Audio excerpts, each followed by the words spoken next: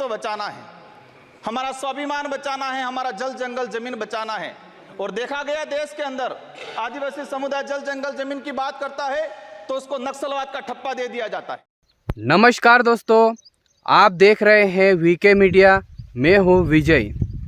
तो दोस्तों, आज की इस वीडियो में रिएक्शन करने वाले हैं, वीडियो देखने वाले हैं राजस्थान के डूंगरपुर बांसवाड़ा लोकसभा के लोकप्रिय सांसद राजकुमार रोत की वीडियो को देखने वाले हैं, है ना। राजकुमार रोत ने सांसद भवन में भारत के प्रधानमंत्री नरेंद्र मोदी जी को लपेटा है। साथ ही राजकुमार रोत राजस्थान का एक लोकप्रिय नेता है, वो आदिवासी नेता है, भारत आदिवासी पार्टी का नेता है। आदिवासी को जल जंगल जमीन और उनका मालिकाना अधिकार मिले, है ना। और साथ ही साथ उन्होंने ये भी कहा कि आदिवासी का धर्म कोड भी दिया जाए, क्योंकि आदिवासी का धर्म अभी तक किसी को पता नहीं है, ऐसा राजकुमार रोत का कहना है। और उन्होंने ये भी कहा है कि कई आदिवासी लोग कोई ईसाई धर्म अपना रहे हैं तो कोई हिंदू धर्म अपना रहे हैं, तो आदिवासी को उनका धर्म कोड मिलना चाहिए। और बहुत सारी उन्होंने बातें कही है। तो आइए देखते हैं वीडियो, फिर आगे और डिस्कशन करते हैं। देख रही है, मैं उस लोकसभा क्षेत्र से आता हूं, बांसवाड़ा। हाँ, मैं बांसवाड़ा डूंगरपुर की जनता को धन्यवाद देना चाहता हूं जिन्होंने मुझे चुन के भेजा। जी जी।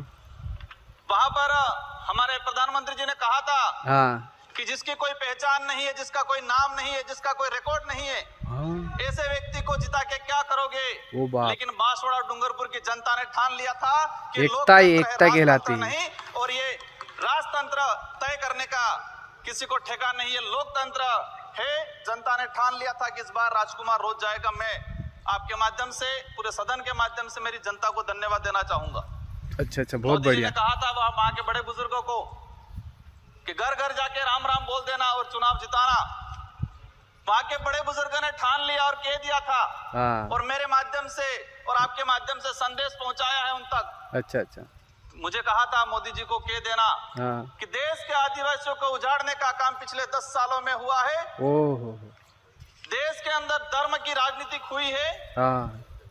देश में 15 लाख रुपए बेरोजगारों को नौकरी देंगे यूं करके 10 साल राज किया है। हाँ। इस बार हम सबक सिखाएंगे।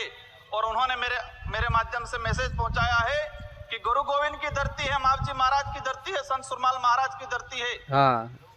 मानगढ़ दाप में 1500 आदिवासी शहीद हुए थे। मोदी जी 2 बार आए, लेकिन मानगढ़ के लिए आदिवासी समुदाय के लिए एक शब्द नहीं बोल के गए, कुछ नहीं करके गए। तो उन्होंने मैसेज पहुंचाया है कि आदिवासी समुदाय जाग गया है। हाँ। अब और आदिवासी समुदाय नहीं रहा जो बाका में आ जाएगा और वोट दे देगा। माननीय सभापति महोदय, जो वर्तमान स्थिति बनी है बजट के अंदर मैंने देखा, हाँ। धातुओं का खनन को लेकर उद्योगपतियों को टैक्स में छूट दी गई। हाँ। लेकिन ये खनन कहाँ हो रहा है? धरती पे हो रहा है, हमारे देश में हो रहा है। हाँ। पहाड़ों में हो रहा है। हाँ। जंगलों में हो रहा है। हाँ। और वहां पर जीव जंतु रहता है और आदिवासी समुदाय भी रहता है। लेकिन आदिवासियों के समय के आदिवासियों के लिए क्या प्रावधान किया गया? जी जी। आदिवासी इलाके के अंदर देखा जाए, आदिवासी समुदाय बैठा हुआ है, उसको जमीन का पट्टा नहीं मिला हुआ आज तक। आजादी से पहले से बैठा हुआ है, लेकिन वो जमीन की बात करेगा। सभापति महोदय, यहाँ पर सत्ता को लेके होड़ मची रहती है। हाँ। सत्ता पाने को लेके बोला जाता है। हाँ। मैं जो कहना चाह रहा हूँ, हमें सत्ता नहीं चाहिए, हमें हमारा अस्तित्व बचाना है, जैसे हमारा स्वाभिमान बचाना है, हमारा जल जंगल जमीन बचाना है। सही है, राइट। और देखा गया देश के अंदर आदिवासी समुदाय जल जंगल जमीन की बात करता है। हाँ। तो उसको नक्सलवाद का ठप्पा दे दिया जाता है। उसको नक्सलवाद के नाम से मारा जाता है। छत्तीसगढ़ का बस्तर का इलाका हम देखते हैं, 11 साल की बच्ची को मारा जाता है और कहा जाता है कि नक्सलाइट थी। 3-4 साल के बच्चों को मारा जाता है, गर्भवती महिलाओं को मारा जाता है। आदिवासियों की, जब भी आदिवासी समुदाय अपने हक अधिकार की बात करता है तो उसको नक्सलवाद का ठप्पा लगाया जाता है। सभापति महोदय, आदिवासी समुदाय को या एससी समुदाय को फ्री की योजना हम कहते हैं, हमें फ्री की योजना मत दो, हमें हमारा हक दो, जल जंगल जमीन का मालिकाना हक दो। उस संविधान के अंदर शेड्यूल 5 के अंदर, शेड्यूल 6 के अंदर जो रिजर्वेशन पॉलिसी लागू की है उसको धरातल पे लागू किया जाए। माननीय सभापति महोदय, मैंने देखा है भाजपा अलग अलग राज्यों में अलग अलग चीज कहते हैं, कई जगह कहती है बीफ खाओ, कई जगह मत खाओ। हमारे आदिवासी समुदाय को लेकर एक धर्म कोड की लंबे समय से मांग चल रही है कि आदिवासी समुदाय को अलग से धर्म कोड दिया जाए, मिलना चाहिए। आजादी से पहले 1871 से लगा के 1951 तक अलग जनगणना हुई है।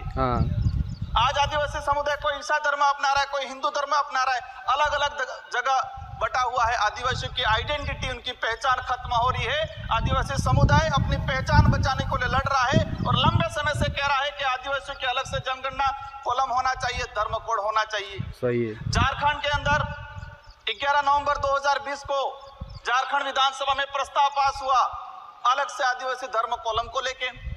वहां विपक्ष में भाजपा थी और भाजपा ने समर्थन दिया और कहा कि आदिवासी समुदाय धर्म व्यवस्थाओं में भले हिंदू हो ईसाई उसमें नहीं आता है, आदिवासियों की अलग परंपरा रीति रिवाज है, उनको धर्म कोड जारी किया जाए। लेकिन राजस्थान में अलग तरीके से माहौल बनाया जाता है। हम कहते हैं हमें किसी धर्म में नहीं रहना है, हमको आदिवासी है, आदिवासी रहने दिया जाए। माननीय सभापति महोदय, लंबे समय से देखा गया है, कहते हैं वनवासी, कोई कहता है कुछ और। हम कहते हैं हमारी जो आइडेंटिटी है, हमारा जो देखा गया है कई बार कि जो व्यवस्था बनी है उस व्यवस्था के अंदर हम कई बार कहते हैं हमें कुछ मत दो एजुकेशन को लेकर। नई शिक्षा नीति, मुझे लग रहा है अभी घंटी बजने वाली है, मैं 2 मिनट में मेरा समाप्त करूंगा। नई शिक्षा नीति के तहत ये प्रावधान किया गया है कि 6 साल का बच्चा होगा, इसके बाद उसको पहली क्लास में एडमिशन दिया जाएगा। माननीय सभापति महोदय, मैं कहना चाह रहा हूँ निजीकरण को बढ़ावा देने का तरीका है ताकि प्राइवेट संस्थाएं खत्म हो, सरकारी संस्थाएं खत्म हो, प्राइवेटीकरण हो, ये कहा गया। तो ये थे राजस्थान के डूंगरपुर बांसवाड़ा लोकसभा से सांसद राजकुमार रोत।